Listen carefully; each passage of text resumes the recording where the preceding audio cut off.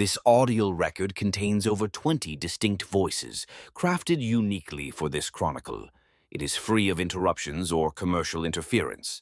In humble exchange for this modest labor, the servitor requests a gesture of approval, a raised thumb, a subscription, and the use of the Hype protocol. Praise the Omnissiah. The Reaper's Promise.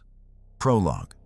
The air was thick with the stench of decay, long before anyone in Hive Velorum dared call it a plague. Sister Mariana walked the midnight litany through the lower chapel corridors, a single candle trembling in her hand. In the flickering gloom, the grand statues of saints and angels cast stretched shadows across the marble floor.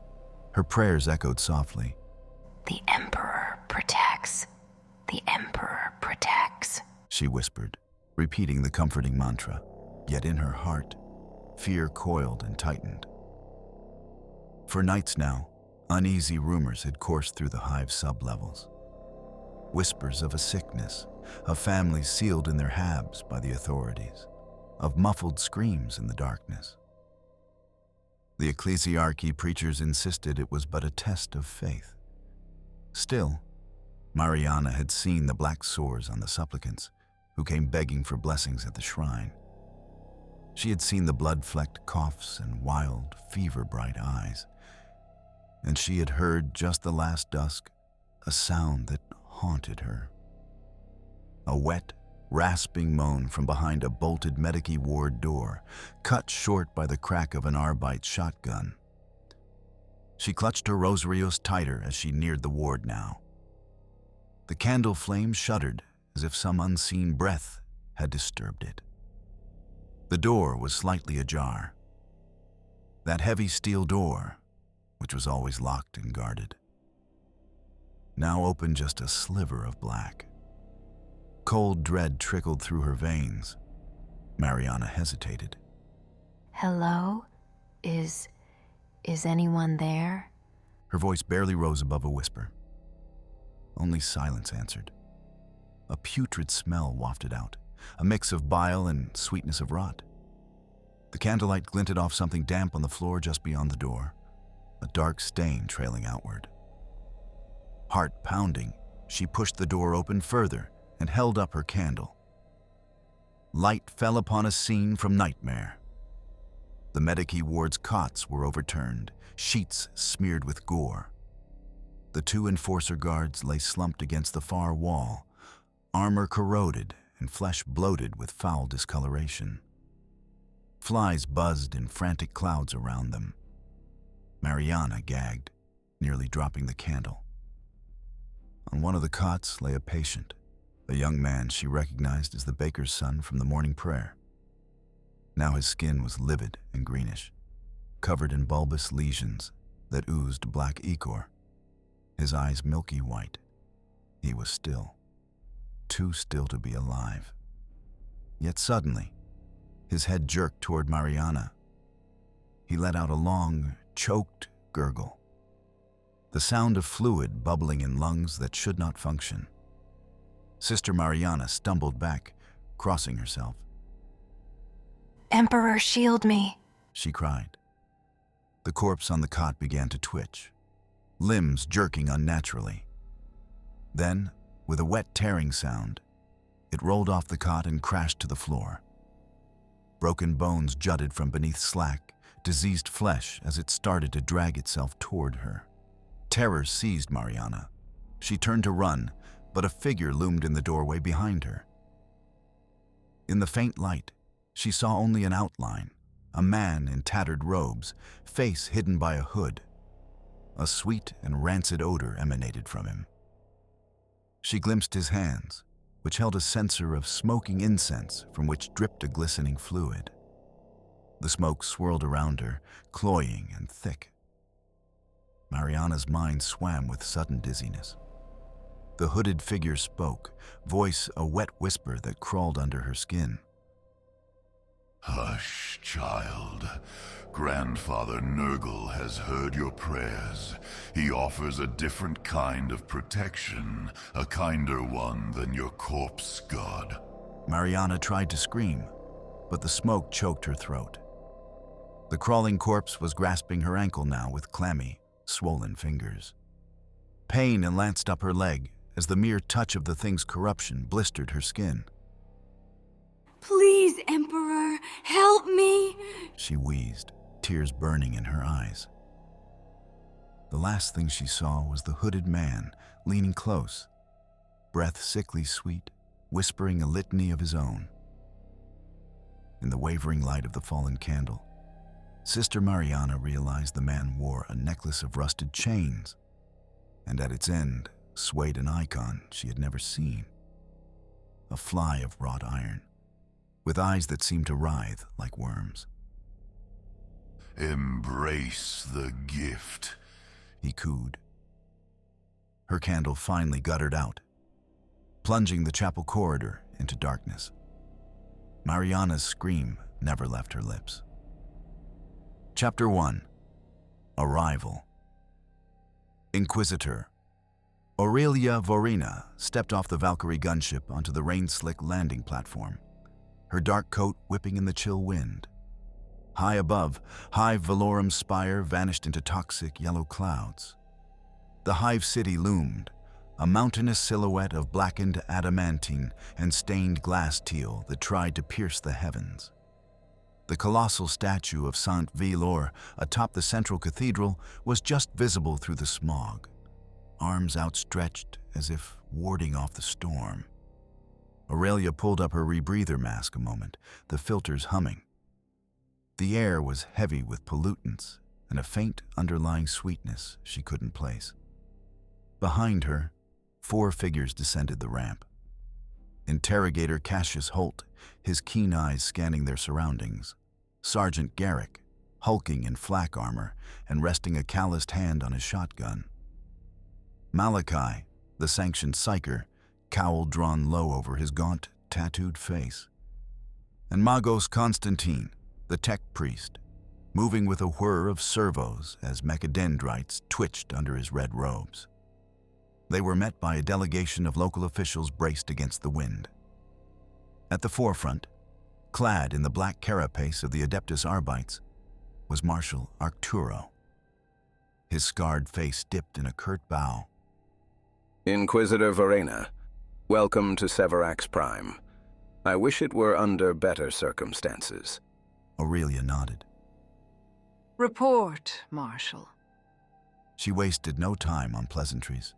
Her voice was crisp, authoritative. Arcturo's jaw tightened.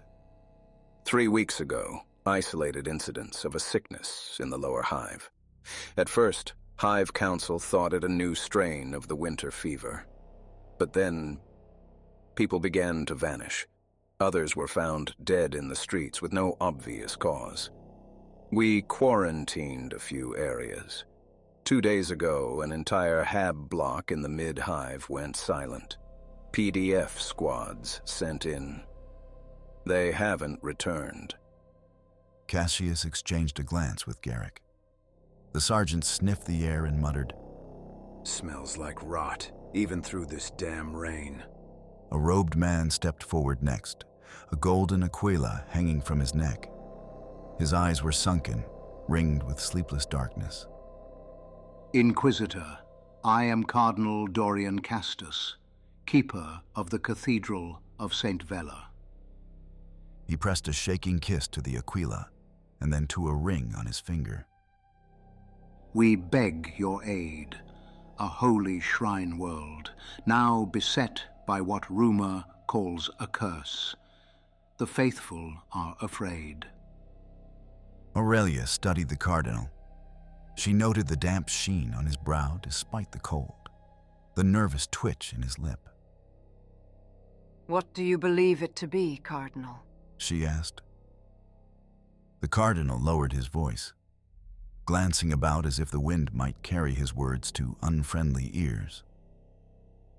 Some in the Ministorum say it is a test sent by the Emperor, a trial by plague like those in the old scriptures. Others fear a malevolence at work, an old shadow that once was banished by St. Velorum himself. At that, Aurelia's eyes narrowed. Explain. Castus swallowed. Saint Velor was martyred, purging a great darkness here many centuries ago, a foul heresy that took the form of a pox that walked like a man. He made the sign of the Aquila over his chest. Some say that evil has returned for revenge. Behind his mask, Cassius raised an eyebrow. A pox that walked like a man. Garrick let out a low grunt that might have been a curse. Aurelia remained stone-faced. Whether divine test or recurring evil, my duty is the same. Marshal, status of the quarantine? Arturo responded, We've sealed lower manufactorum blocks and some underhive sections where the sickness first hit. But the workers are panicking. There have been riots at some checkpoints. Additionally, some of our patrols have gone missing in the old underhive tunnels.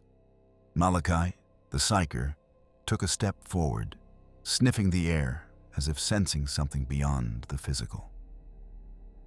In a quiet, hollow tone, he murmured, There is a shadow in the warp here, a gathering corruption. I feel hunger and joy intermingled. The cardinal made a quick warding sign at the sight of the psyker, averting his gaze.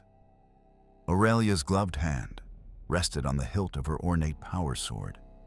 We will need a full briefing inside, away from prying eyes, she said.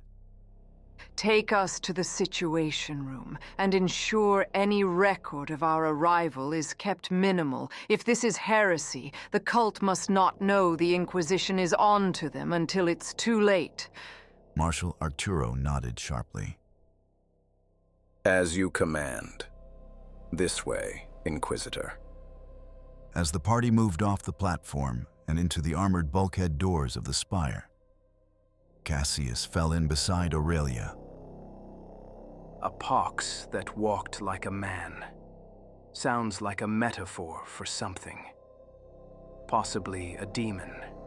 He murmured under his breath. Aurelia's eyes remained ahead, tracking the cardinal's stiff gait. Perhaps. Or a cult leader infected with a warp-borne disease. Either way, there is more here than a mere epidemic. She allowed herself a grim smile that did not reach her eyes. We will peel back this corruption, root and stem. Lightning forked through the sky above, followed by a distant rumble of thunder as they entered the hive spire. The Emperor's light had come to Severax Prime, but in the shadows of Hive Velorum, an old rot stirred, unseen and eager to greet its new guests. Chapter 2. The Plague Unveiled. The elevator descended with a mechanical groan, bearing the Inquisitor and her retinue deep into the mid-hive. Marshal Arturo had assigned 2 Arbit's officers to guide them, their black armor and shotguns at the ready. The flickering lumen strips overhead cast sickly light on the metal walls as they rattled downward. Cassius readied his bolt pistol, the Inquisition seal gleaming on its slide, while Garrick pumped a shell into his combat shotgun. The veteran guardsman's eyes were hard. Smells worse the lower we get. Throne, I hate hive guts, he muttered. Aurelia stood composed, though her hand hovered near the silver skull icon dangling from her neck, an inquisitorial seal that also housed a discreet rebreather. Focus. We are close to where the first quarantine was set. The elevator jolted to a halt. The doors slid open onto a corridor lit by intermittent flickers. A sign in High Gothic identified this level as Hospitium 6B, one of the Hive's major medici wards and quarantine facilities. The air was humid and foul. Immediately, Malachi hissed and clutched his head. Aurelia glanced at the psyker. What is it? Malachi's pupils were dilated, sweat beading on his brow. Suffering, so much suffering. I taste it in the warp.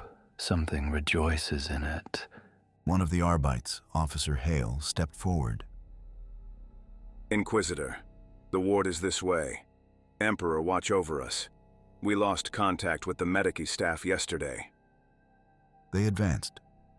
The corridor floor was slick in places with a thin film of something viscous. Watch your step, Magos Constantine advised, his augmented eyes whirring as he scanned. Biological contaminants present. At the ward entrance, a heavy door hung askew, partially torn from its hinges. Garrick muttered a curse and pushed ahead, sweeping his shotgun's muzzle in arcs. Clear left, Emperor. Aurelia saw it too. The floor was strewn with shell casings and congealed blood. The metallic tang mixed with a rot stench was overpowering. 2 Arbites' corpses lay by the doorway, just as the report had said. Their flak armor was pitted with corrosion, their flesh beneath bloated and discolored beyond recognition. Flies crawled over visors, cracked from inside. Officer Hale gagged at the sight of his comrades. Aurelia stepped carefully past, noting that one Arbite still clutched a rusted shotgun, its barrel eaten away by some foul acid. This was no ordinary plague, she said softly. Something melted their gear where they bled. Further in, behind an overturned cot, Cassius spotted movement. He raised a fist to halt the group. Movement. There. Slowly, Aurelia approached, sword drawn. Come out. In the God Emperor's name, show yourself. With a whimper, a figure crawled out, hands raised. It was a young Decay orderly, his white uniform stained red-brown. He was injured, an improvised tourniquet on his thigh and a last pistol in his trembling hand, which he quickly dropped upon seeing them. Please, don't shoot, he rasped, eyes wide with relief and terror. Cassius hurried forward to kick away the pistol and haul the man to sit up against the wall. Identify yourself, Aurelia commanded. Juno Laris, Medici orderly, he gasped. To thank the throne you came. We tried to contain it. Emperor knows we did. He broke into sobbing coughs. Aurelia knelt, taking in the man's feverish sheen and the dark veins spreading from a wound on his leg beneath the tourniquet.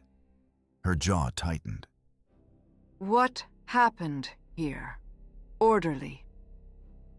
Juno shuddered, clutching a tarnished Aquila symbol in his fist. Patients. They were sick, coughing blood. Then some died, but they didn't stay dead. They rose up and attacked us. Sister Mariana, she was doing her rounds. She got caught in there. His eyes flicked toward the inner ward. Officer Hale whispered, Sister Mariana. Emperor rest her soul. She helped run this hospice. Juno continued, voice cracking. We tried to evacuate. The Arbites held them off until those hooded figures came. They had incense burners that spewed filth. They were chanting, "Oh, Emperor, the chanting." He squeezed his eyes shut as tears leaked. They called to some fly-ridden saint, saying, "Blessed is the Reaper, praise the Feast Father." They touched the dead, and the dead walked. Cassius inhaled sharply at the mention of Feast Father. He glanced to Aurelia, knowing that title from forbidden texts, one of the myriad epithets of Nurgle. Aurelia's voice remained steady. How many cultists did you see? Juno coughed wetly, specks of blood on his lips. I saw at least 3, no, 4. They wore robes with a symbol, a fly icon. His voice trailed as a spasm of pain clenched him. He doubled over with a wail. It bit me, one of the patients. It bit me and I ... quote. He tore at the tourniquet, revealing the bite wound, a festering mess of blackened flesh and wriggling maggots. Everyone stepped back involuntarily, except Aurelia. Malachi hissed, raising a hand as if to ward off a blow. The warp flares around him. He's turning. Juno's whimpers became a guttural growl, not his own. Help! Me! He pleaded. But his eyes had started to cloud, and his veins bulged black. His body convulsed violently. Suddenly, with a sickening crack, his spine arched and he lunged forward unnaturally fast, hands clawing. Aurelia was ready. In one fluid motion, she drew her bolt pistol and fired. The explosive round punched through Juno's skull, bursting it in a shower of gore that peppered the wall. The orderly fell limp, finally silent. Hale crossed himself with a shaky hand. Emperor, preserve us. The second Arbite's officer looked pale under his helmet. Aurelia stood, smoke wafting from the barrel of her pistol. Her face betrayed no emotion. He was too far gone. She reloaded calmly. Now we have confirmation. This is the work of a Nurgle cult. Poxwalkers, or similar plague undead. We have a cult invoking the plague god on a shrine world. Her tone hardened with righteous anger at that blasphemy. Garrick prodded the corpse with his boot, ensuring it was truly inert. How do we fight a disease, ma'am? Bullets barely stop one of those things unless you hit the brain or blow them apart. Magos Constantine stepped forward. A vial extending from one mechadendrite to collect a sample of the black ichor oozing from Juno's remains. Analysis. Pathogen appears warp-borne. Conventional containment protocols will be insufficient. Recommend incendiary purgation of contaminated sites. Aurelia nodded. Agreed. We'll burn this ward after we've gathered intel. She looked deeper into the ward, where more shapes lay in the dimness. First, we see if there's anything or anyone left. They proceeded cautiously. Past a curtain, they found Sister Mariana at last. The sister's corpse was slumped against an altar in a side chapel attached to the ward, her once white habit stained black with corruption. Unfamiliar symbols were scrawled on the walls in blood and filth, a fly with a crown, spiraling concentric circles like the growth rings of a felled tree. Malachi shivered at the sight of them. Aurelia murmured a benediction and gently closed Sister Mariana's glazed eyes. The Cardinal's earlier words echoed in her mind. A dark force Saint Velor had banished long ago. She thought of the saint's statue high above, and wondered if that old evil had indeed returned. Cassius bent to pick up something near the altar, a chain with a pendant. He held it to the light. It was the icon of a fly, wrought in corroded iron, matching Juno's description. Proof of heresy, he said, lip curling in disgust. And perhaps a focus for their rites. Suddenly, from deeper in the ward, a scraping sound echoed. A cot being pushed aside. A wet gurgling moan followed. Garrick immediately stepped in front of Aurelia, weapon raised. More of them still here. Out of the shadows shambled two figures. Patients or staff, it was impossible to tell. Their flesh was a patchwork of open sores. One dragged a broken leg, its foot dangling by threads of tendon. The other had no lower jaw, drool of black slime spilling down its front. They advanced with hungry, vacant eyes. Hale and his fellow Arbites opened fire in practiced tandem, shotguns roaring. The blasts tore open the first zombie's chest, shredding diseased organs, but it kept coming. Aurelia stepped forward and swung her power sword in a downward arc. The blade crackled with blue energy as it cleaved the creature from shoulder to hip, finally dropping it. Cassius aimed at the second and fired 2 bolter shots. The explosive rounds transformed its head into a fine mist. The headless corpse crumpled. In the ringing silence after the gunfire, Aurelia surveyed the carnage. Burn everything, She ordered. Constantine, there's a promethium cache by the entrance. Use it. The tech priest and Garrick began dousing the corpses and walls with promethium from a storage drum. The Arbite's officers looked eager to leave this charnel house. Cassius approached Aurelia quietly. We should inform the Cardinal about Sister Mariana. Aurelia's gaze was hard. We will, but more importantly, we have leads. Hooded cultists came from somewhere. Juno mentioned old tunnels. We need to track them. She turned to the Arbites. Officer Hale. Which tunnels might he refer to? Hale thought for a moment.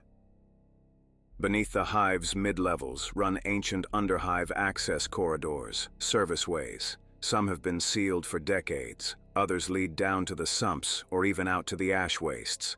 If cultists slipped in and out, likely through maintenance shafts in the old manufactorum sector nearby.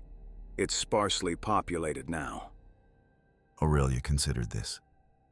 Then that is where we will hunt next.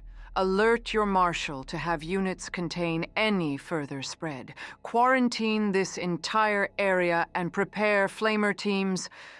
Magos Constantine struck his igniter. Incinerating in 3, 2.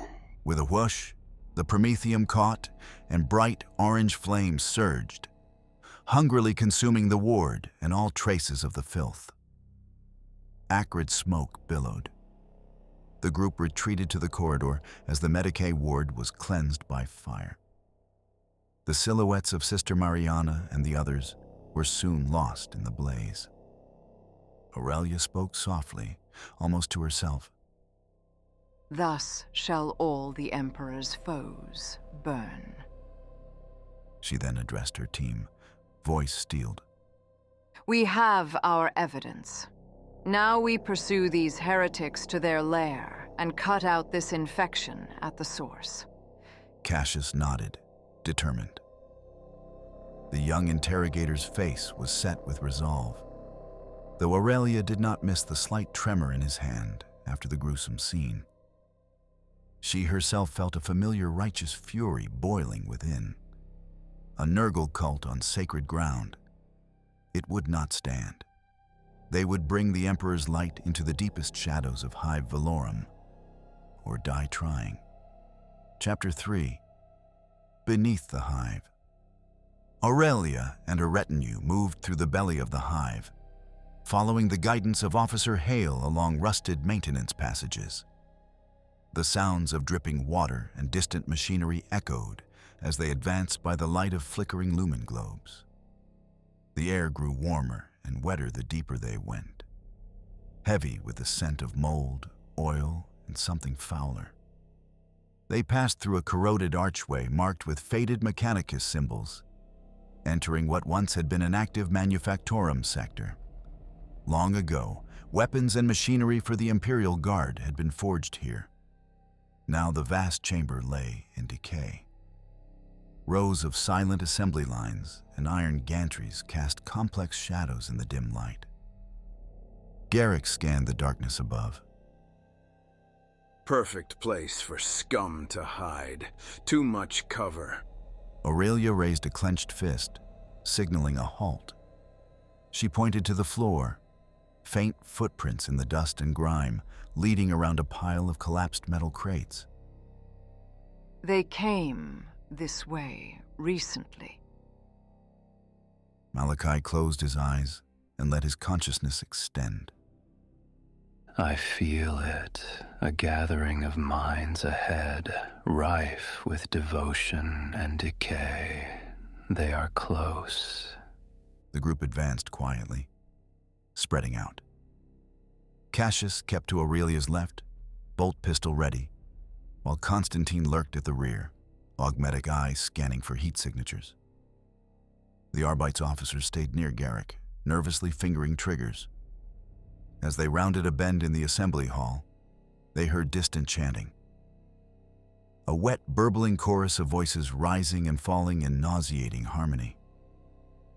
The words were indistinct, but Aurelia caught fragments. Our Father who cultivates us, feed us in your garden. She grimaced. It was a prayer to Nurgle. They followed the voices toward a gap in the wall where a maintenance tunnel yawned. Beyond it lay an old storage bay, lit by the guttering glow of candle stubs placed in a ring. In the center, 5 robed figures knelt around a shallow pool of stagnant, filth-ridden water that had collected on the floor. The cultists swayed as they chanted, oblivious to the newcomers. They wore tattered robes of sickly green and brown, and some had growths bulging under the fabric. The fly sigil was painted on the floor in front of them, drawn in what looked like blood and bile. At the center of their circle, in the fetid pool, lay an emaciated body, an imperial worker by the look of his simple tunic. His corpse was bloated with corruption, limbs twisted at odd angles. One cultist, holding a rusted knife, appeared to be carving symbols into the body's flesh while the others chanted. Aurelia signaled again. Prepare to strike. Each member of her team took aim from the shadows. She would have liked one alive for questioning, but with cultists, that was never easy. Suddenly, Malachi winced. They know we're here, he hissed. Even as he spoke, one of the kneeling figures turned its head unnaturally far and shrieked. Interlopers. The voice was gurgling, as if from a throat full of phlegm. Aurelia stepped into the open, booming. In the name of the Emperor, drop your weapons and submit to his judgment. Her voice rang through the chamber. For a heartbeat, the cultists froze in surprise. Then reality set in. With mad howls, they sprang up. One flung a censer that splattered glowing green sludge as it spun toward the Inquisitor. Aurelia dove aside, the censer smashing behind her and sizzling through metal floor plating where she'd stood. Gunfire erupted. Cassius fired precise bolter shots, taking one cultist in the chest. The man's torso exploded, spraying putrid ichor that steamed. Garrick's shotgun boomed twice, catching another cultist in the knee and hip, dropping him. The cultist with the knife screeched and charged directly at Aurelia, brandishing the gore-stained blade. His hood fell back to reveal a face covered in tumors that formed a crude semblance of a grin. Embrace his gift, he howled. Aurelia met him with her power sword. The crackling blade slashed in an arc, severing the knife-wielding cultist's arm at the elbow. He shrieked, black blood gushing from the stump, but even then, he tried to fling himself bodily at her, snapping with teeth that were sharpened into fangs. With a look of disgust, she drove her sword through his gut and out his back. He convulsed, coughing up maggots, and slid off her blade. Meanwhile, one cultist had scrambled toward a rusty doorway on the far side of the bay, attempting to flee into the tunnels. No, you don't, Cassius muttered. He fired, catching the man in the calf. The cultist collapsed with a wail, clutching his shattered leg. The remaining cultist, the one Garrick had wounded, raised his hands, blood pouring from his injuries. Mercy, mercy in Nurgle's name, he cried, crawling backwards away from the fight. The Arbites moved in swiftly, pinning the survivors. Officer Hale slammed the wounded cultist face first to the ground and snapped manacles on his wrists. The man continued to babble an incessant prayer under his breath, heedless of the blood pooling around his ruined leg. The cultist Cassius shot was likewise alive, moaning as he tried to drag himself further despite a mangled leg. Garrick stalked over and planted a boot on the man's back to stop him. Aurelia surveyed the scene, keeping her weapon ready. 3 cultists lay dead, parts of them still twitching. 2 were captured for the moment. Malachi cautiously approached the circle and the corpse they had been carving. His eyes widened in horror as he recognized the pattern of runes cut into the dead flesh. Inquisitor, this body is a focus. They were performing a ritual of contagion. It's already active. Aurelia strode to the edge of the befouled pool, careful not to touch the fluid. The carved symbols on the cadaver's skin shimmered with unnatural energy. She could almost feel the sickness radiating off it. Can you stop it? She asked Malachi. The psyker shook his head, panic edging his voice. I can try to disrupt it, but if it's anchored in the warp... Before he could finish, the corpse in the pool lurched upright with a splash, animated by the foul magic. The dead worker's eyes glowed an unnatural verdant hue. With a wet howl, it lunged at Malachi, fingers extended like claws. The psyker fell back with a cry. Garrick reacted instantly, firing a point-blank shotgun blast that blew off the corpse's left arm. It barely slowed. Cassius and the Arbites rained fire, riddling the thing with bullets and bolts. Still it came nearly on Malachi, until Aurelia stepped forth and spoke a single holy word of banishment drawn from the Liber Demonica. Begone. Her voice carried the authority of the Emperor's Inquisition, and, combined with the physical damage, it was enough. The glowing eyes flickered, and the corpse collapsed into the filthy water, finally inert. Malachi, breathing hard, staggered back to his feet, face ashen. The thank you, Inquisitor. Aurelia gave a curt nod. Destroy that body completely. Burn it. Constantine produced a small flamer attachment from beneath his robes and sent a jet of purifying fire into the pool, turning the corpse and its carved runes to ash and steam. Their attention then turned to the prisoners. The one under Garrick's boot was whimpering. The garden grows. You cannot stop the seeds. The one Hale pinned simply giggled to himself, muttering a litany of rot. Cassius knelt and yanked back the hood of the cultist beneath Garrick's boot, revealing a middle-aged man with half his face covered in pustules. Who is your leader? How many of you infest this hive? Cassius barked. The man coughed, spitting up black phlegm. Our blessed congregation is beyond counting. You are too late, servant of a false god. Grandfather Nurgle accepts all, even you in time. He grinned horribly with cracked lips. Aurelia traded a glance with Cassius.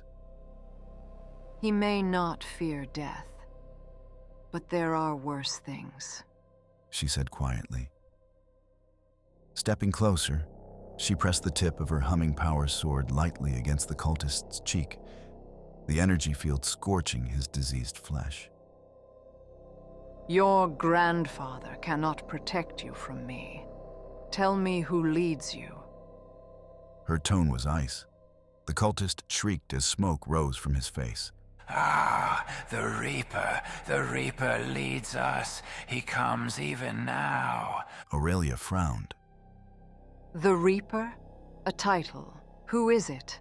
A demon? A man? He just continued to cackle. You'll see. At the feast. You can't stop it.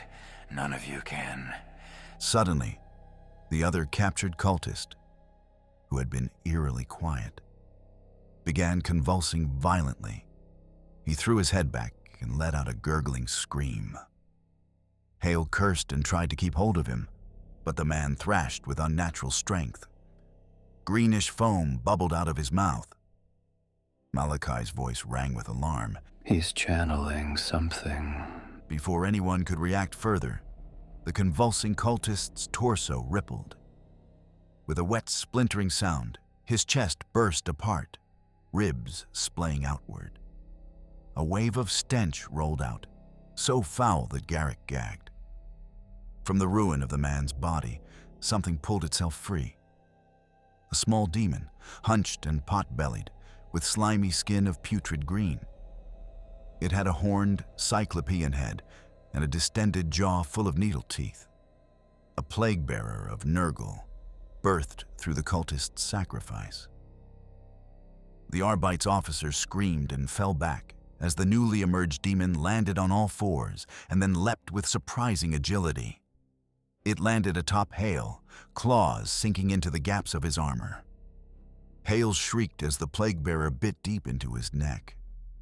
Blood and pus sprayed. Aurelia lunged, swinging her sword at the demon. It turned and caught the blade with one clawed hand, snarling.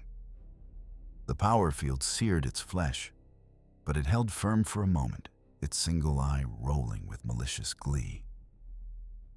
Garrick fired, blowing chunks out of its back, and Cassius emptied his bolter magazine into the thing.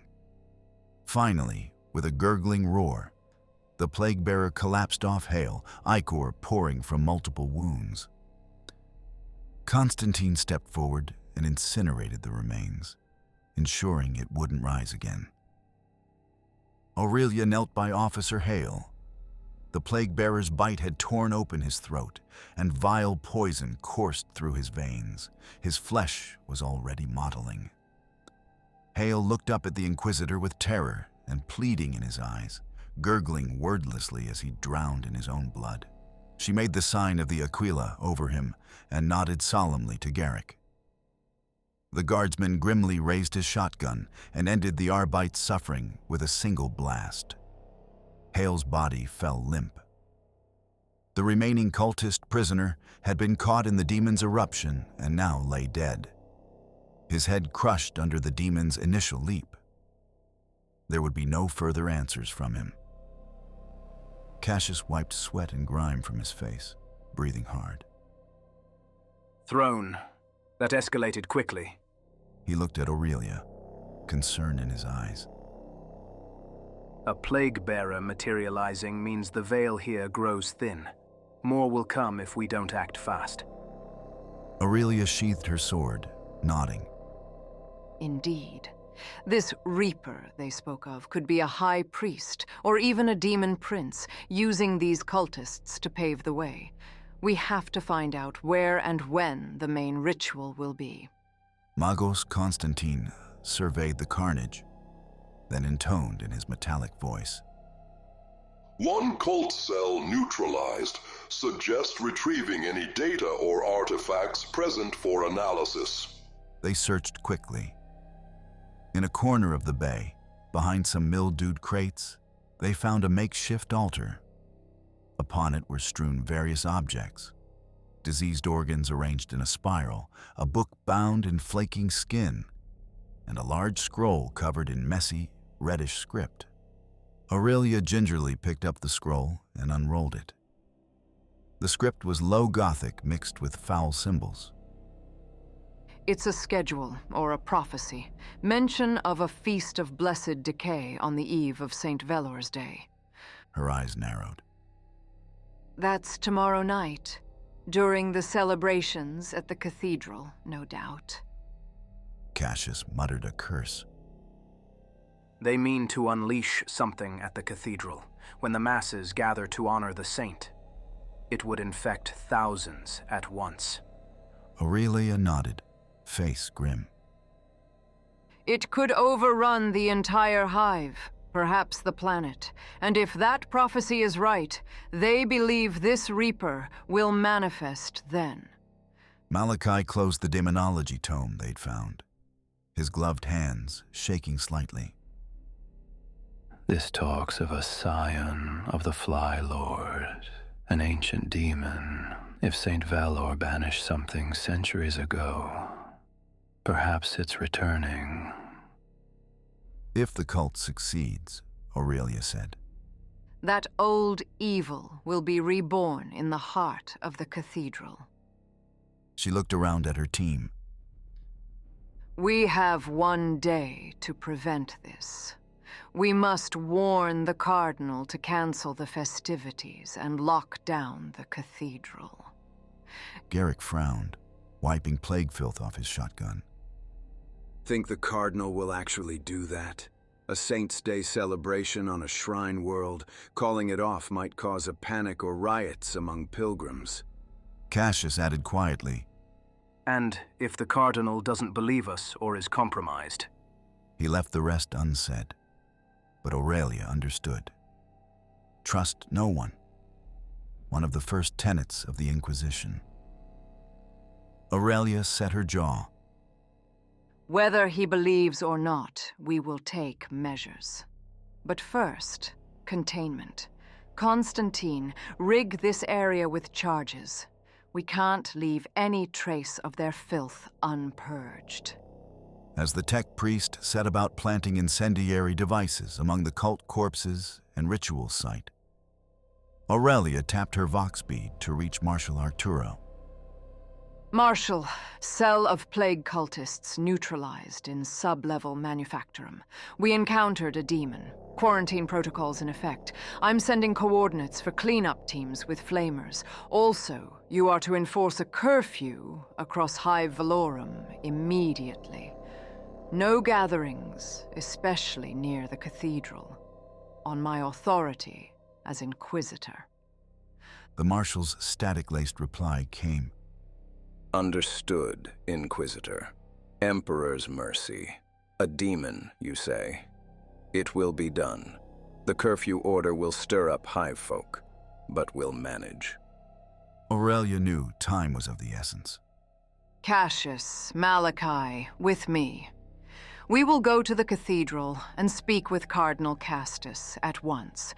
Garrick and Constantine. Finish up here and follow as soon as you can. Garrick slung his shotgun over his shoulder to help Constantine with the charges. Yes, ma'am. We'll leave nothing for the flies. Before leaving, Aurelia took one last look at the dead cultist who had mentioned the Reaper. The Reaper, she whispered to herself, unease creeping into her hardened soul.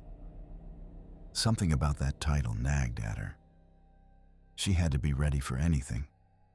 In a day, the enemy would attempt to bring hell to this holy place, and she would be there to meet it with fire and faith. Chapter 4. The Saints' Day Eve. In the back of an Arbite's repressor armored vehicle racing toward the Grand Plaza of Hive Velorum, Aurelia briefed her team one last time. High above, lightning still flickered in the toxic clouds as the storm peaked. Inside the dim cabin, she checked the charge on her bolt pistol while shouting over the clamor of metal treads and thunder outside.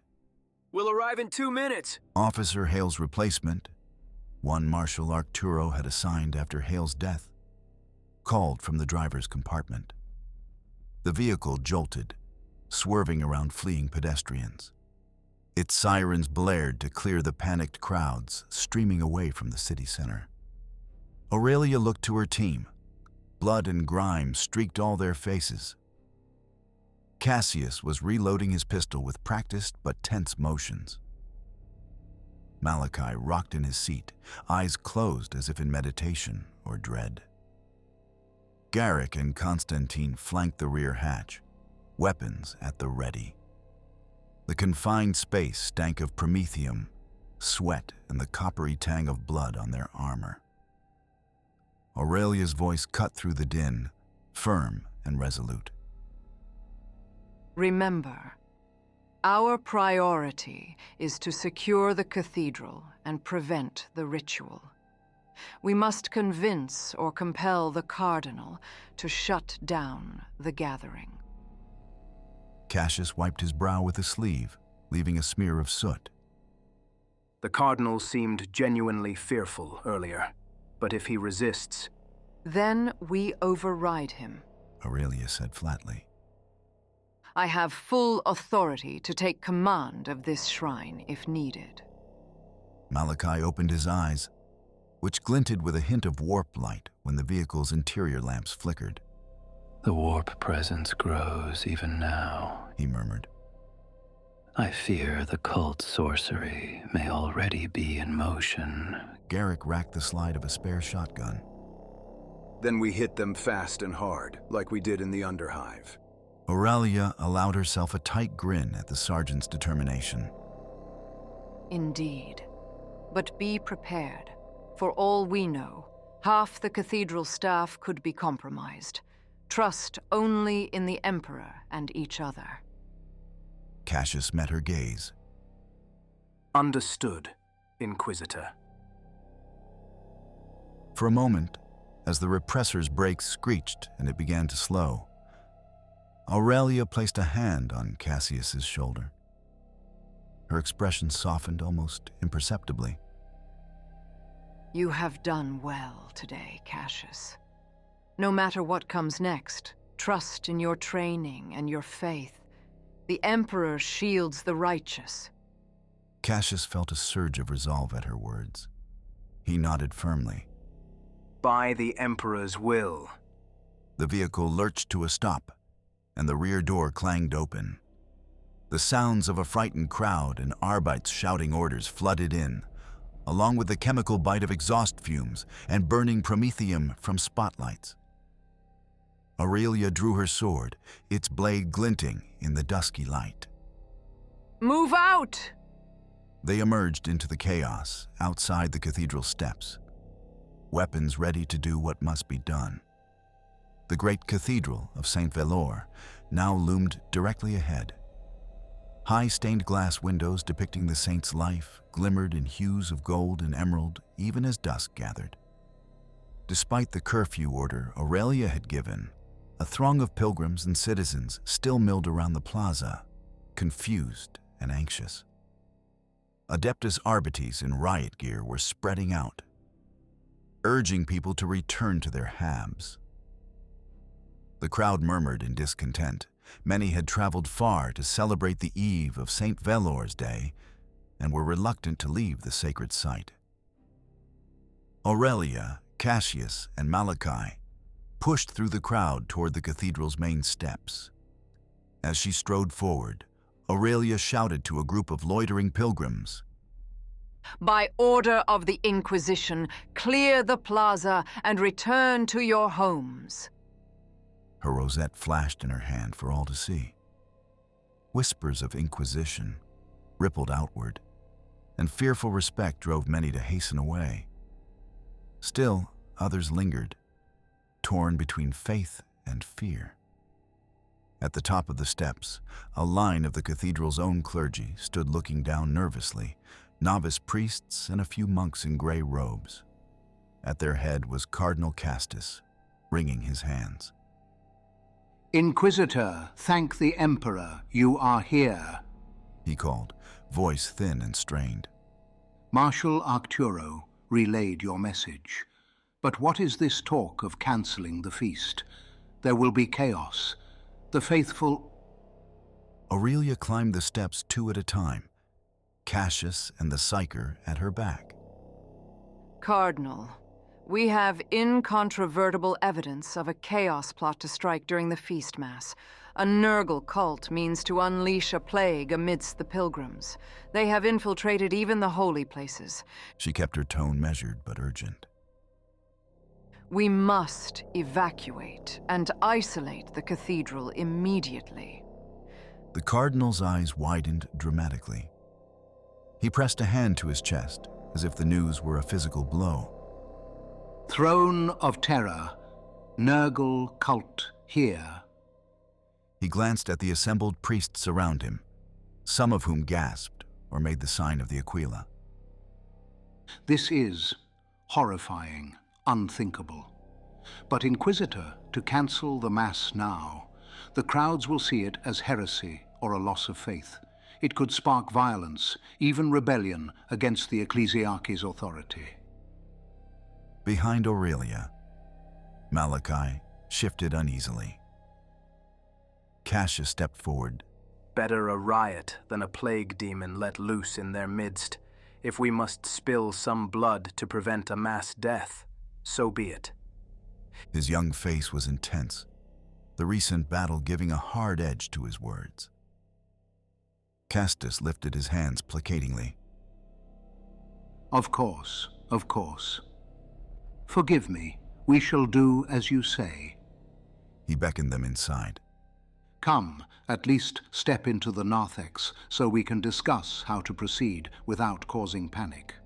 My clergy and I will aid you however we can. Aurelia studied the cardinal's expression. The man seemed sincerely shaken. Perhaps too shaken. She nodded curtly and signaled for him to lead the way. Very well. But we will discuss for only a minute. We have preparations to make. They entered the cathedral's grand narthex, where towering columns lined a marble floor and incense hung thick in the air. A dozen priests and attendants hovered at a respectful distance. At the far end, the nave stretched out, filled with rows of wooden pews and lit by hundreds of candles on the high altar. Atop that altar glinted the golden casket said to contain Saint Velour's relics. As the heavy doors closed, muffling the noise of the plaza, the cardinal dabbed his forehead with a lace kerchief. What would you have us do, Inquisitor? He asked, voice echoing in the vast space. Aurelia spoke firmly. Announce that the Eve Mass is cancelled under inquisitorial decree. Send everyone home. Lock down this cathedral and its grounds. No one enters or leaves. Then gather all clergy and lay workers. We will need to screen them. Suddenly, a voice interrupted from a side hall. Your Eminence. A young deacon ran up, looking flustered. Begging pardon, but there's a disturbance in the crypt. Some of the faithful forced their way down, claiming they want to pray at St. Velour's tomb despite the curfew. Brother Segar went to fetch them out, but... Cardinal Castus stiffened. Fools. I gave no such permission for pilgrims in the crypt today. He cast an apologetic look to Aurelia. Excuse me, Inquisitor. I must ensure the saint's resting place is secure. These pilgrims have more zeal than sense. Aurelia narrowed her eyes. I'll accompany you, Cardinal. The cult might try to target the crypt or relics. It was a convenient coincidence, this crypt disturbance. The cardinal opened his mouth as if to object, but seeing Aurelia's expression, he instead nodded. Of course. Please, follow me. It's just through here and down the stairs. He turned and led the way toward a side door beside a gigantic fresco of Saint Velour, banishing a horned demon. Aurelia gestured to Cassius and Malachi. Stay here. Oversee the closure of the cathedral doors and watch the clergy. If any of them show signs of sickness or attempt to slip away, detain them. Cassius looked hesitant to let her go alone, but he obeyed. As you will. Be careful. With that, Aurelia followed Cardinal Castus through the door and into a narrow stairway leading down. Two of the cardinal's attendants trailed behind them, holding lamps. The stairs spiraled deep beneath the cathedral. The air grew cooler and more stagnant with each step. How many relic seekers are we dealing with? Aurelia asked quietly, her free hand brushing the grip of her bolt pistol. Castus shook his head. I don't know. Perhaps a handful. The crypt should have been locked. The fools might harm the sanctity of the saint's tomb in their fervor. They reached the bottom. A heavy iron-bound door slightly ajar. The cardinal paused, listening. Faint noises echoed from within the crypt, scraping sounds and a muffled cry. Aurelia drew her pistol. Stay behind me, Eminence. She nudged the door fully open and stepped through, weapon raised. The crypt was illuminated by a few flickering candles set in wall sconces. It was a long chamber with vaulted ceilings, lined by alcoves containing stone sarcophagi of past clergy and lesser saints. At the far end, on a raised dais, lay the ornate sarcophagus of Saint Velour himself, draped in silk and gold embroidery. The scene that greeted them was one of horror and sacrilege. Two bodies in pilgrim garb lay sprawled on the floor, throats cut and pooling blood spreading across the flagstones. Standing over them, a tall figure in dark robes looked up at Aurelia's entrance. He wore a grotesque mask fashioned from a human skull, and in his hand, a curved dagger glistened with fresh blood. Around him, emerging from behind columns and tombs, were several more shadowy figures. Aurelia instantly recognized a trap.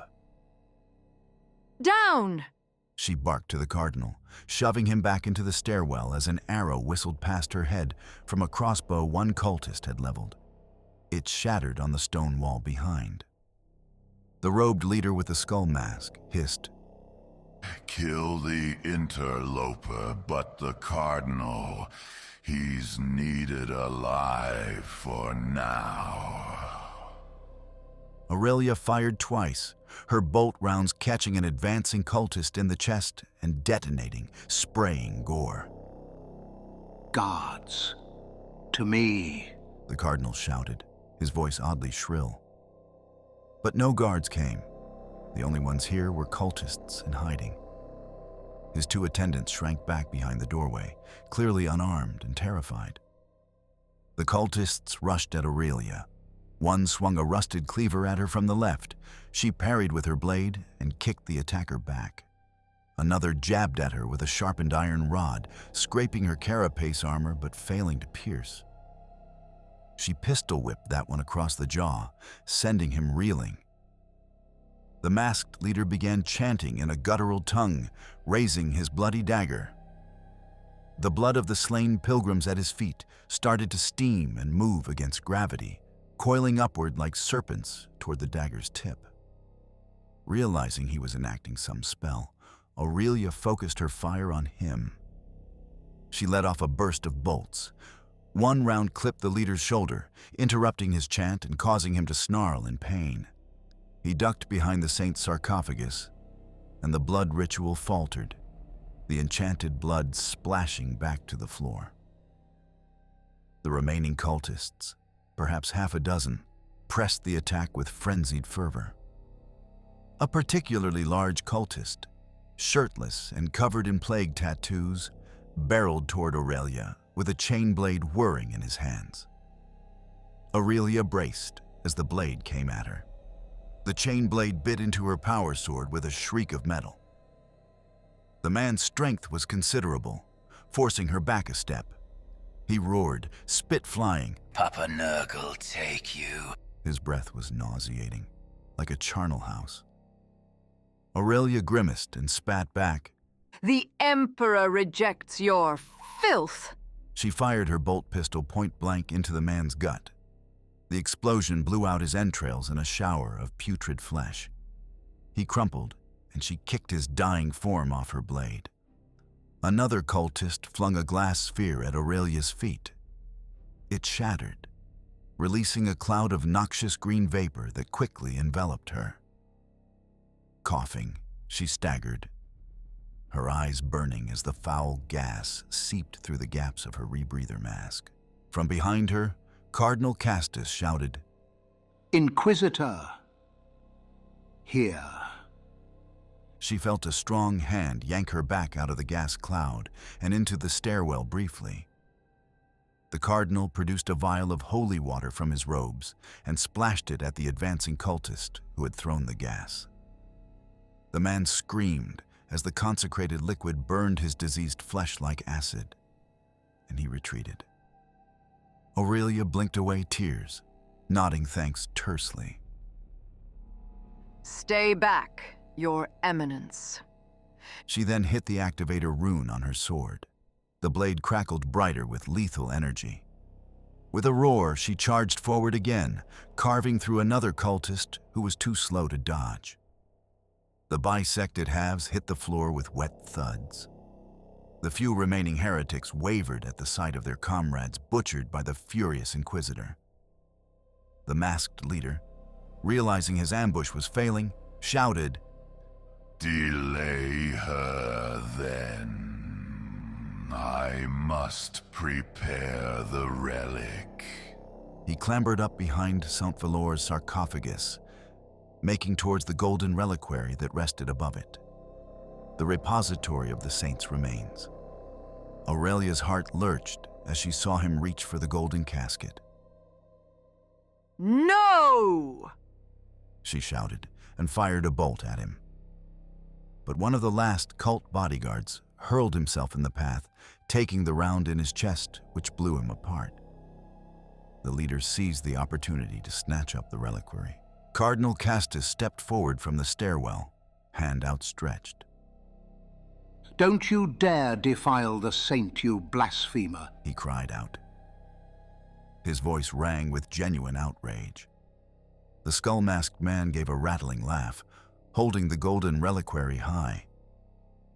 "Defile, I liberate. Saint Velour's holy bones will be the perfect offering to summon the Reaper returned." He smashed the reliquary down upon the edge of the sarcophagus. The ancient golden locks broke and the lid flew open. Within lay a collection of delicate bones wrapped in silk and rosaries, the remains of the saint. The cult leader grabbed one of the larger bones, a femur, and raised his dagger to it as if ready to perform some vile consecration. Aurelia surged forward, but two cultists still barred her way. She gutted one with a thrust and elbowed the other in the throat, trying to clear a path. Suddenly, the cardinal himself rushed past her with surprising speed and fervor. No! "Stop!" Castus shouted at the leader, desperation in his tone.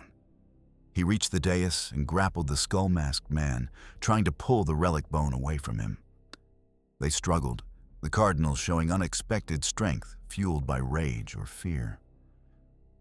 The cult leader howled and drove his dagger into the cardinal's side. Castus gasped, stumbling, blood staining his white and crimson robes. But his interference gave Aurelia the opening she needed. She leapt up onto the dais, swinging her sword at the cult leader. He parried with his dagger, a risky move that paid off only momentarily. The power sword sheared the blade in half and kept going, carving a deep gash across the man's torso. The skull mask fell away, revealing a horribly disfigured face, one eye missing, the skin covered in seeping lesions. The cultist leader gave a wet cough, dropping Saint Velour's bone as he clutched at his chest wound. "You cannot stop the Reaper," he gurgled, blood and spittle on his lips. Aurelia kicked him to his knees and pressed her sword to the back of his neck. Who is the Reaper? Tell me, she demanded. He let out a ghastly chuckle. "The Reaper man, he was here all along." The cultist's one remaining eye rolled toward Cardinal Castus, who lay slumped against the sarcophagus, the dagger still in his side. Castus met the dying cultist's gaze, face pale and confused. Before Aurelia could process the implication, the cultist leader's body began to contort. He lurched forward, coughing up bile. "No, not now," he managed to scream, but too late. His flesh rippled and burst in a shower of foul fluid and wriggling grubs. A second plague-bearer demon clawed its way out of the human husk, larger than the one they faced earlier, its single eye blazing with malice. With a roar, It swiped at Aurelia, knocking her back off the dais with surprising force. She hit the floor hard, her pistol skittering away. Pain lanced up her arm. The demon, now fully free, turned its gaze to the wounded cardinal. It spoke in a guttural, oddly jovial tone that belied its grotesque form. "Ah, Castus, my lad, bleed for me now. Grandfather's blessings upon you." The cardinal's eyes went wide in terror. He tried to crawl away, but the plague-bearer was upon him in 2 strides. It pinned him with a clawed foot. Wait, I did everything you asked. Castus wheezed. You promised you'd spare me. The demon leaned down, its pustulant tongue lolling out. "Spare you, but you've been such a lovely host, little cardinal. The Reaper is grateful, but the Grandfather loves all equally in Decay." It plunged a claw into Castus's abdomen and twisted. The cardinal shrieked, a gurgling, agonized sound. Aurelia, still dazed, forced herself to her feet. She saw the demon savaging Castus, who had clearly been in league with these forces, though perhaps betrayed at the last. With a snarl of fury, she snatched up her fallen pistol and fired shot after shot. The bolts blew holes in the plague-bearer's corpulent back. It roared and rounded on her.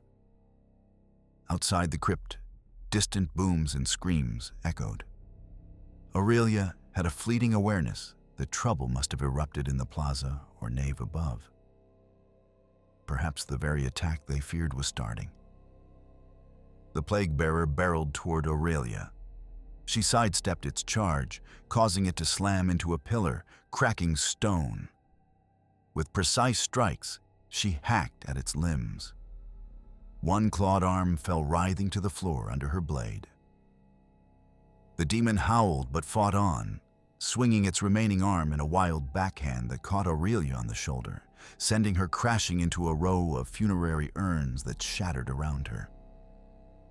She bit back a cry as she felt something crack in her shoulder. Before the demon could press its advantage, a fiery stream engulfed it.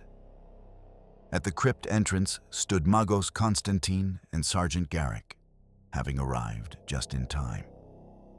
Constantine unleashed a torrent from his flamer unit, holy promethium clinging to the plague-bearer's flesh. Garrick opened up with his last gun, his shotgun presumably emptied earlier. Precise beams scorching the creature's hide. With the demon distracted by pain and new attackers, Aurelia rallied. She gripped her sword two-handed despite the pain in her arm, whispered a prayer to the Emperor, and drove the blade straight through the plague-bearer's distended belly.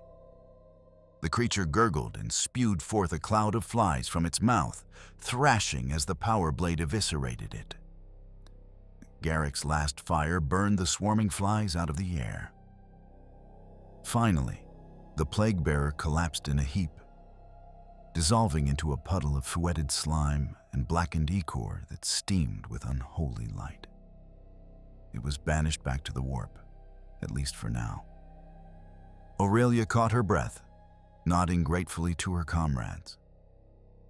Good timing.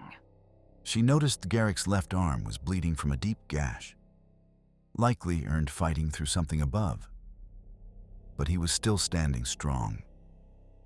Magos Constantine's optics surveyed the crypt. Area secure. However, sensor readings indicate massive contagion events near ground level. We must regroup with the rest of the team. Aurelia agreed. She cast a quick look at Cardinal Castus. The cardinal was sprawled by the altar, mortally wounded, blood bubbling on his lips. He lifted a trembling hand toward Aurelia. I'm sorry. I only wanted to protect them, and he promised, he whispered, tears mingling with blood. Emperor, forgive me. With that, the life faded from his eyes, and his hand fell. Aurelia felt no pity as she watched the cardinal die, only a cold anger. He had sold out his world to chaos. Whether from misplaced desperation or ambition, it mattered not. His last act had been to try to stop the cult leader from defiling the saint's bones, perhaps a final pang of conscience. But it was far too little, far too late. The Emperor judges you now, She said quietly to the corpse, then turned away. There was no time to waste on regret or anger. The real battle was underway above.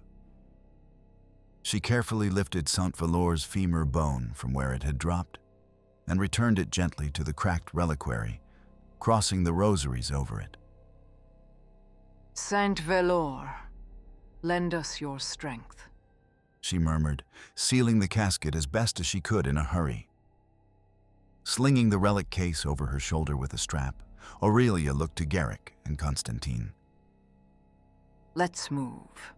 Together, they raced up the stairs out of the desecrated crypt, hearts heavy with the knowledge that the true horror was likely only just beginning above.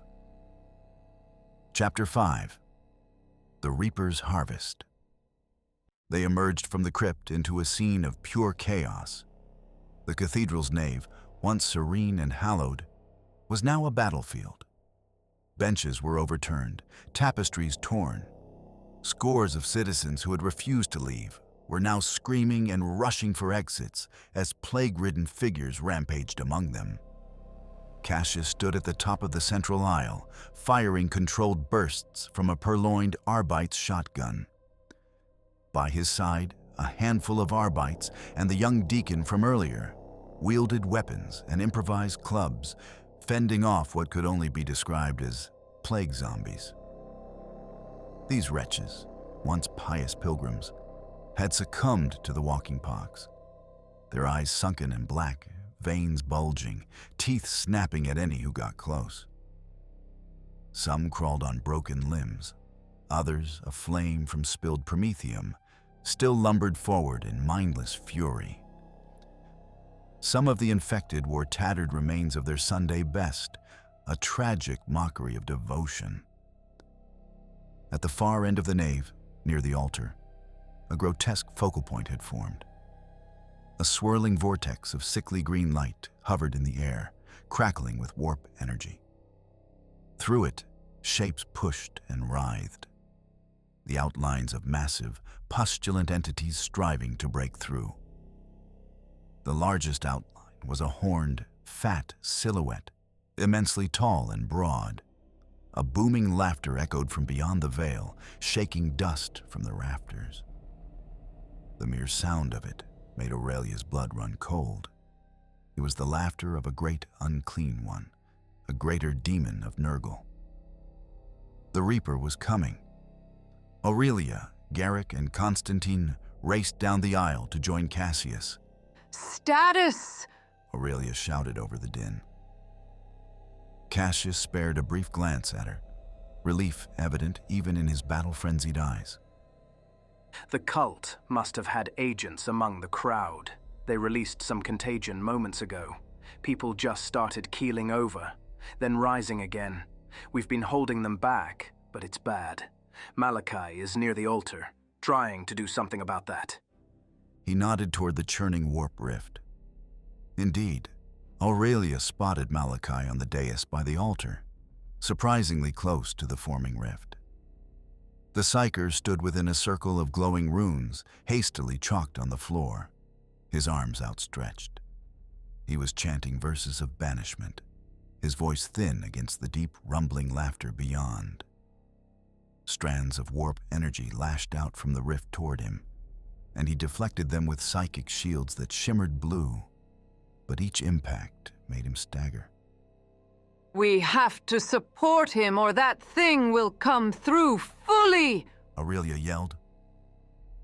Garrick slammed the butt of his last gun into a lunging plague victim, knocking the wretch back. We're overrun here if we push through the middle. Aurelia knew he was right. Between them and the altar, dozens of infected swarmed, Some were once clergy. She recognized the cathedral's choir singers, now twisted by boils, advancing in a macabre procession while humming a diseased parody of a hymn. Among the writhing mass, she could also see a few remaining cultists in hoods, urging the zombies on and even whipping them with barbed chains. Aurelia made a quick decision. Constantine, Cassius, flank left through the transept and make for the altar. Garrick and I will draw the swarm to the right. Once there, lay covering fire. We have to reach Malachi and that rift. They moved to execute the plan. Aurelia and Garrick waded to the right, vaulting over a toppled statue of an angel. Oi! Over here, you filth! Garrick bellowed, unloading shots into the pack of infected to draw attention. Aurelia swung her power sword in wide arcs, cutting down a plague-ridden monk who lunged at her with rotting fingers. The sizzling blade sheared through the diseased body. But more took its place. On the opposite side, Cassius and Constantine ducked behind columns and slipped along the edges of the cathedral. Constantine turned his flamer on any group of zombies that got too close, wreathing them in cleansing fire. Cassius picked off cultists with precise bolt pistol shots, blowing them apart before they could unleash whatever foul tricks they had left. The tide of infected began to split. Many chased after Aurelia and Garrick, while others were incinerated or diverted by flamer gouts on the left. The central aisle became momentarily clearer. Malachi's chant faltered as a tendril of warp energy smashed into his protective ward. He cried out, falling to one knee. Immediately, one of the cultists near the altar, a woman with half her face a weeping sore, rushed toward him with a jagged knife. Before she could stab, a last bolt from Garrick's rifle took her in the skull, dropping her mid-stride. Aurelia kicked a crawling, half-bodied corpse aside and shouted, Malachi, hold on! We're coming! She and Garrick had reached the base of the dais. A throng of plague zombies remained between them and Malachi, but they were thinning out. Constantine and Cassius came from the other side. Cassius dashed up the few steps and put himself between Malachi and an oncoming infected cleric, parrying a rusted blade with his own sword and then shooting the assailant in the gut. Inquisitor, the rift, it's expanding, he called. Aurelia glanced up at the pulsing rift. It had widened. A gigantic claw was pushing through, attached to a bloated arm. The stench of decay intensified tenfold. A massive, pustule-covered face attempted to force itself through the breach, its grin impossibly wide, drooling filth. The great, unclean one was half in reality now. Bolts of sickly lightning arced from its form, one striking a pillar and blowing chunks of stone free. The creature's booming voice bellowed, Little mortals, rejoice. The feast father comes. Ha ha ha. Its laughter gurgled like a slurry of bile. Malachi, blood trickling from his nose with strain, resumed chanting, pushing with his mind against the demon. Emperor, give me strength, he gasped. Aurelia knew they had seconds at best. Constantine, focus flame on that thing. Cassius, with me. We must anchor the saint's relic. She unslung the reliquary from her shoulder, holding it high. Saint Velor, by your purity, hold this abomination at bay. Constantine stepped forward relentlessly, emptying the last of his promethium fuel in a concentrated jet onto the emerging greater demon. Flames washed over the creature's face and arm, and it roared, not in pain exactly, for Nurgle's children relish pain, but in annoyance. Still, the fire slowed its push through the portal. The The tech priest's fuel spent, Constantine then brandished a canister of holy unguents he carried, hurling it at the demon's claw. The container broke, and sacred oils splashed and sizzled on unclean flesh. The demon recoiled slightly, giving Malachi a chance to reinforce his psychic barrier. Aurelia and Cassius reached the altar. Together, they heaved the heavy golden reliquary onto it, right at the foot of the rift. Aurelia opened the lid, revealing Saint Velour's bones inside. She began reciting the litany of saintly protection, an ancient prayer of warding associated with the saint.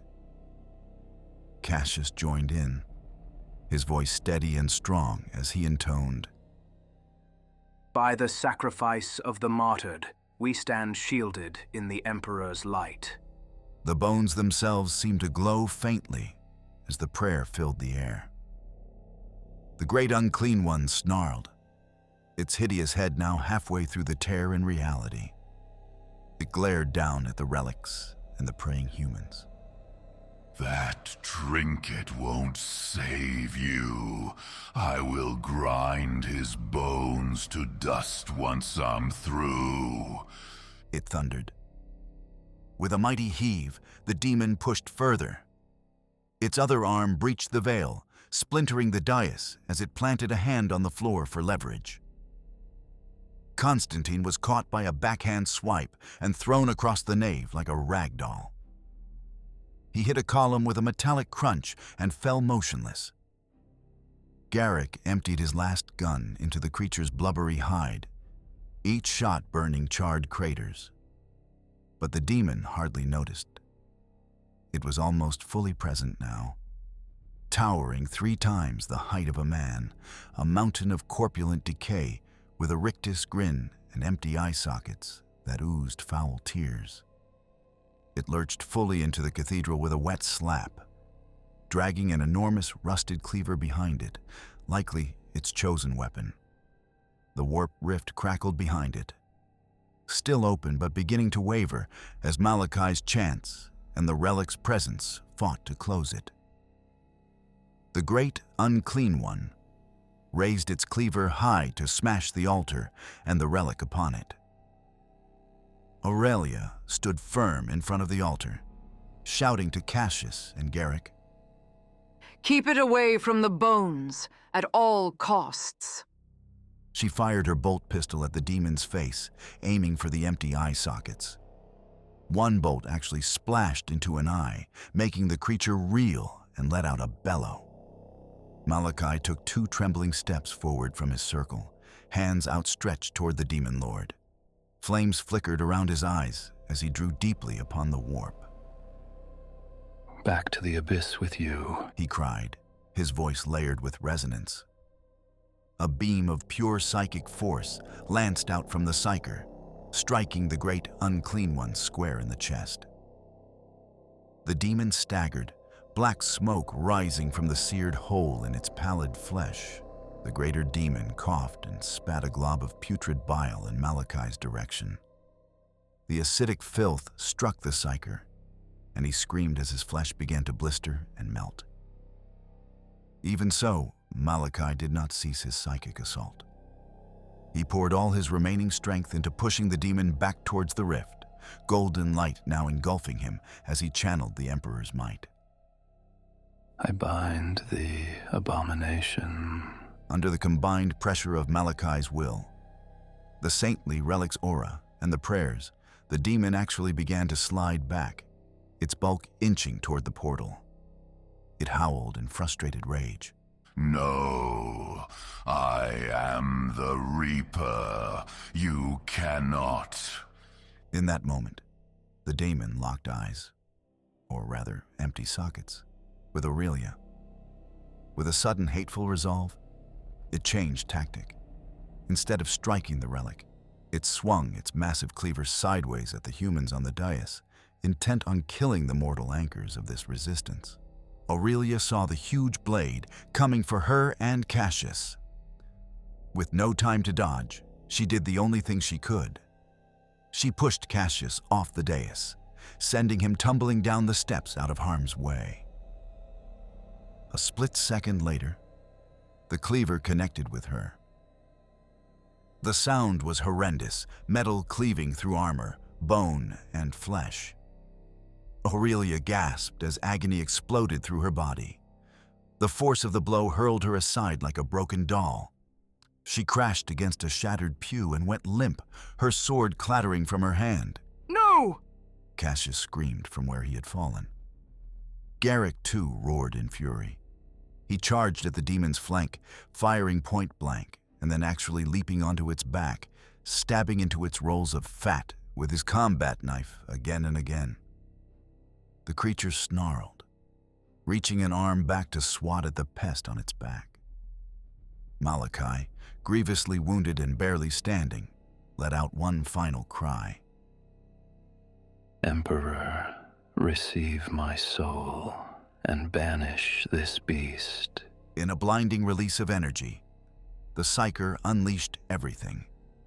A wave of pure white light erupted outward, slamming into the great unclean one and the surrounding area. The remaining plague zombies were instantly vaporized to ash in that radiance. Garrick was thrown clear off the demon, hitting the floor with a hard thud. Cassius shielded his eyes, feeling warmth and an overpowering sense of purity wash over him. The demon shrieked as the light seared it, its flesh boiling and dripping.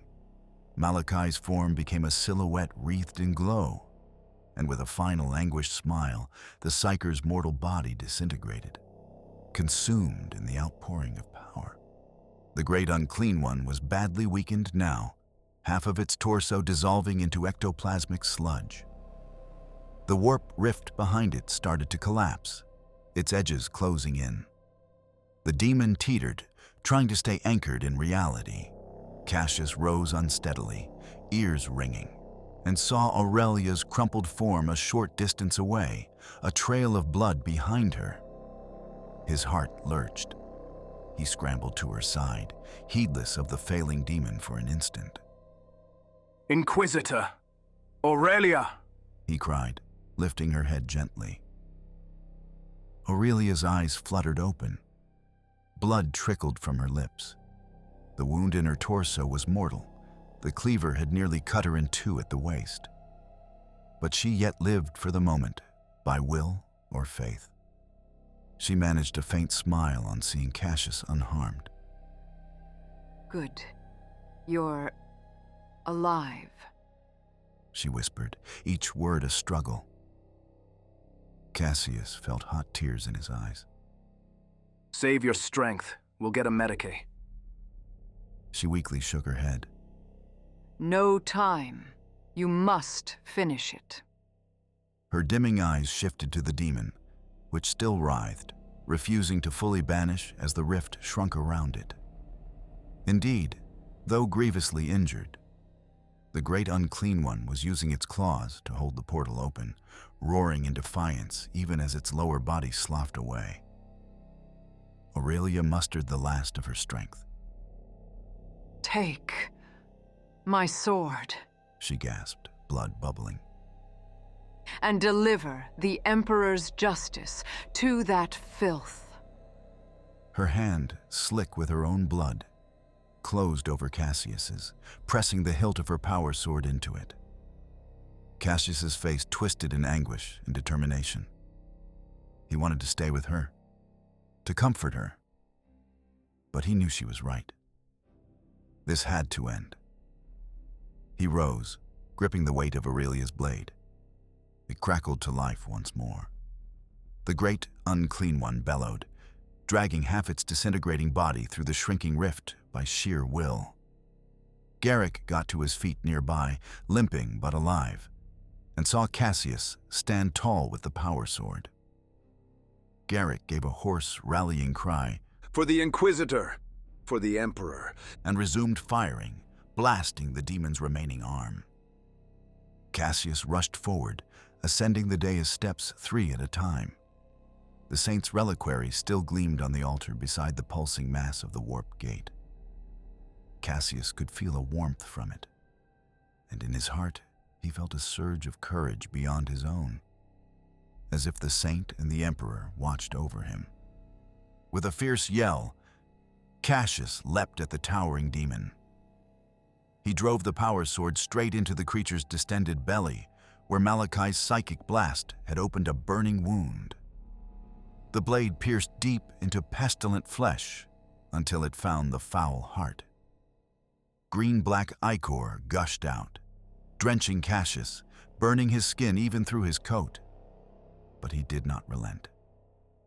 The great unclean one let out a shuddering groan, equal parts rage and despair. Not possible. It gurgled as its grip on the dimensional tear finally slipped. Cassius ripped the sword upward, slicing the demon's corrupted heart in twain. In the name of the God Emperor, be gone, he roared. With one last baleful glare, the great unclean one began to disintegrate.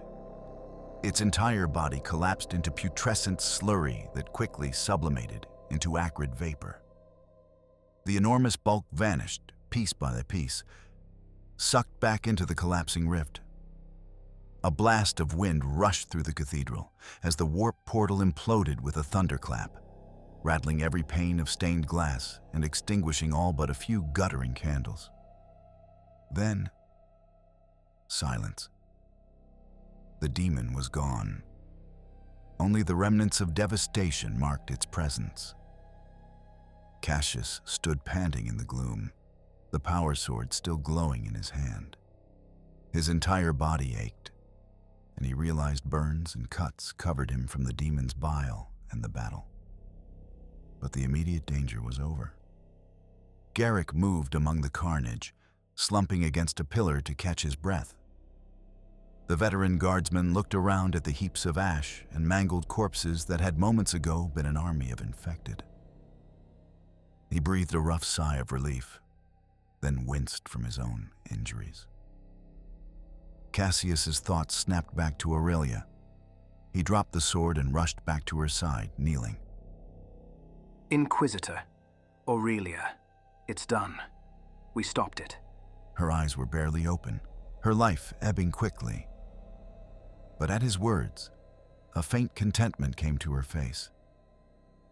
The Emperor protects, after all, she whispered, almost inaudible.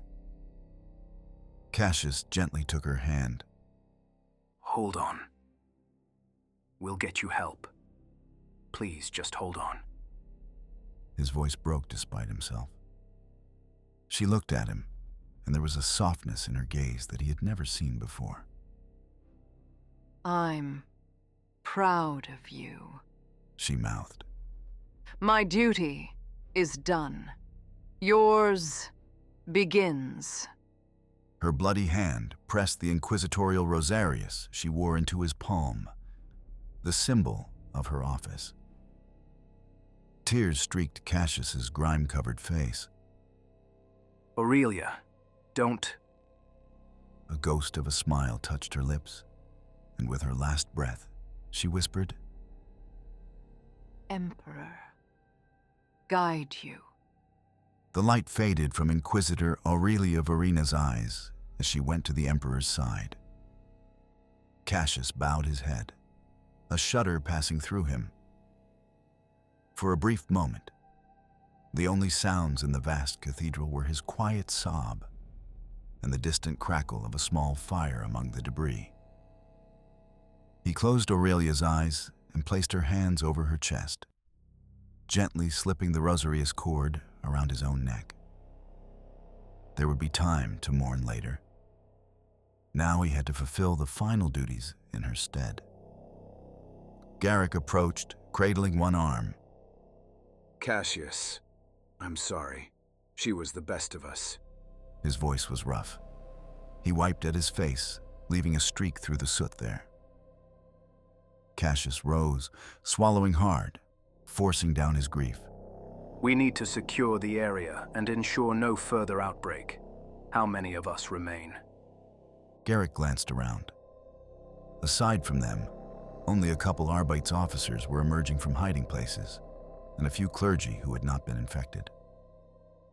The majority of the crowd lay dead or had fled.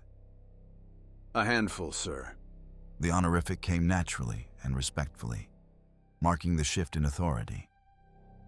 Cassius noticed, but pushed it aside for now. Begin quarantine protocols. None of the bodies leave this place. Burn everything that was touched by the plague. He looked up toward the shattered rose window, where beyond the night sky was beginning to show the first light of dawn. St. Velor's Day had come, but its celebrations were ashes and sorrow. Signal the ship in orbit that the threat is contained, and we require medical and relief teams. They can enter once we deem it clean. Garrick nodded and moved off, barking orders to the surviving Arbites to gather fuel and flamers. A few clergy, including the young deacon, began tending to wounded and saying prayers over the dead, their faces masks of shock and grief. Cassius stood a moment amid the ruin, next to the golden reliquary on the altar. He gently closed its lid over St. Velor's bones that had remained intact through it all. May your soul find rest again, noble saint. Your world is safe. For now. He winced from his injuries and exhaustion, but straightened his back. He clipped Aurelia's rosarius, now his rosarius, around his neck, the weight of it heavy with responsibility. As he watched the first rays of the sun break through the dissipating smoke above, Cassius Holt understood what he had become. The Inquisitor had fallen, and in her place he would rise, not by choice or desire, but by duty and by her final blessing. The Emperor had willed it so. Around him, the Grand Cathedral, once a place of splendid worship, now bore the scars of unimaginable horror. Yet, in the silent shafts of dawnlight illuminating the swirling dust, there was a sense of hard-won sanctity. Evil had been cast out at great cost. Cassius allowed himself one last look at Aurelia's still form. Innocence proves nothing. He whispered one of her favored maxims, voice hoarse. But sacrifice proves the depth of devotion. He would not forget what was given here today. The Emperor protects, he said softly, a statement of faith and a promise to the dead. And with that, Interrogator Cassius Holt stood as the new Inquisitor of the Ordo Hereticus amid the ashes of Hive Velorum, ready to do what must be done to ensure that such a nightmare would never unfold again under his watch. In the haunted dawn of St. Velor's Day, he silently swore an oath that he would hunt down any remnants of this blasphemous plague cult across the stars and bring the Emperor's light to the darkest of horrors. For though this night was won, in the grim darkness of the far future, there would always be another terror lurking, and he would be there to meet it. Epilogue. 3 weeks had passed since the nightmare in Hive Velorum. The scent of incense once again drifted through the Cathedral of St. Velor, now mixed with the lingering bite of ash from purging fires. Under a somber, overcast sky, a small congregation gathered in the ruined nave for a reconsecration ceremony. The damage had been partly repaired, broken glass and stone cleared away, char marks scrubbed from marble. But scars remained. Cracks in pillars, blackened patches on the floor where unholy blood had boiled, and empty spaces where once proud statues stood. At the forefront of the gathering was Inquisitor Cassius Holt. He wore a simple black cloak over carapace armor and Aurelia's rosarius around his neck. Upon the altar lay the sealed golden reliquary containing St. Velor's bones, freshly sanctified and intact. Beside it, draped in a white shroud embroidered with the aquila, rested a second casket of much humbler design. Within were the remains of Inquisitor Aurelia Vorena, afforded the highest honor the shrine world could offer, to lie in state for a day beside the saint she had defended with her life. Cardinal Castus's betrayal had been swiftly covered up by the remaining ecclesiarchy leadership to prevent further turmoil. Officially, he was declared another victim of the plague, who died bravely.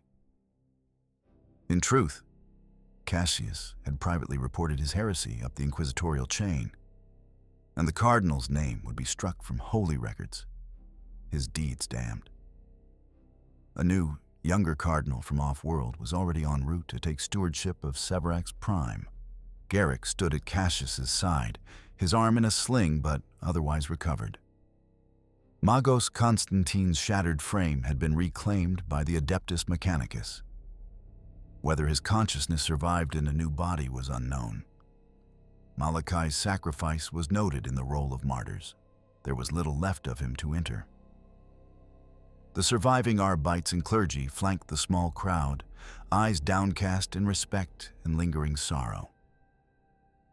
As chanting filled the air and holy water was sprinkled, Cassius felt a weight press on him, heavier than any enemy's blow. The weight of expectation, of duty. When the hymns concluded, all eyes turned to him. It was he who bore the inquisitorial seal now. Though protocol did not demand it, he stepped forward to say a few words, not as a eulogy. The ecclesiarchy had supplied plenty of those, but as a promise. Let it be known, Cassius spoke, voice echoing softly through the hushed space, that on this day, this world was spared from the abyss by the grace of the Emperor and the sacrifice of many faithful souls. Inquisitor Aurelia Vorena gave her life so that billions might keep theirs. We honor her not just with words, but with our vigilance. The evil that took root here was but a tendril of the great corruption that ever threatens our Imperium. It will be my life's work to hunt down such heresy wherever it lurks. He placed a hand on Aurelia's casket, the cool metal of her rosarius brushing his fingers. In the sight of the God Emperor, I swear this.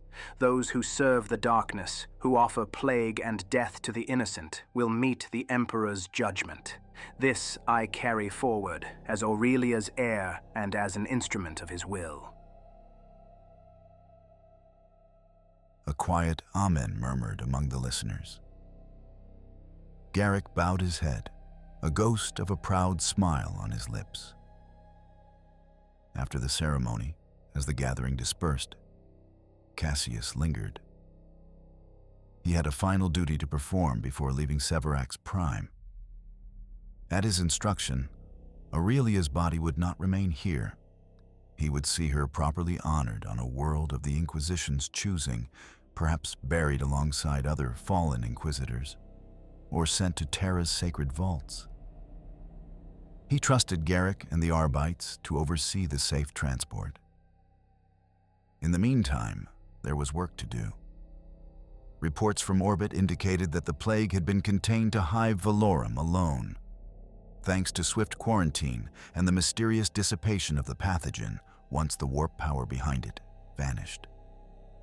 Cremation pyres now burned day and night to dispose of infected corpses. The hive would recover in time, though scarred and diminished. The shrine world would continue to welcome pilgrims, who might never know how narrowly they escaped damnation. Cassius made his way to the cardinal's office, now abandoned, which had become his temporary command post. Among the scattered papers and cracked wood paneling, a result of the battle's tremors, he found a data slate blinking with astropathic correspondence. Reinforcements were finally arriving. A contingent of Ordo Hereticus stormtroopers to relieve the exhausted Arbites, and a vessel of the Adepta Sororitas, the Sisters of Battle, dispatched to safeguard the shrine and aid in cleansing any lingering taint. He had also received a reply from Aurelia's old mentor, an Inquisitor Lord at the Tricorn Palace in the sector capital, acknowledging Cassius's field promotion to full Inquisitor and authorizing him to pursue any off-world leads from this incident. It seemed they wanted him to investigate whether the cult on Severax Prime had ties to outbreaks on other planets. There were whispers of a larger heretical network, perhaps even a Chaos Space Marine warband of the Death Guard stirring the pot. The thought made Cassius's fists clench. If true, his work had only begun. Garrick knocked on the ajar door, then entered. Sir, the shuttle is ready. They'll take us up to the Valiant whenever you give the word. The Valiant was Aurelia's inquisitorial cutter orbiting above, now under Cassius's command. Cassius nodded, slipping the data slate into a pouch. He took one last look around the office, at the gilded portrait of Saint Valor on the wall, now spattered with a fine patina of dust and blood that had not yet been cleaned. Nothing further binds us here, Sergeant. Let's go. As they walked out through the cathedral's grand entrance, Cassius paused. He turned to gaze at the interior one final time. The stained glass shattered, but being slowly restored by artisans, the floor marred but still bearing the Aquila mosaics, the altar re-sanctified and gleaming. In the morning light, pillars of sun illuminated the drifting incense smoke, giving the nave an ethereal glow. It was almost peaceful again. Garrick cleared his throat softly. Inquisitor Holt, you did damned well for your first outing in charge. Cassius exhaled, recalling how uncertain he'd felt only days ago as an interrogator in Aurelia's shadow.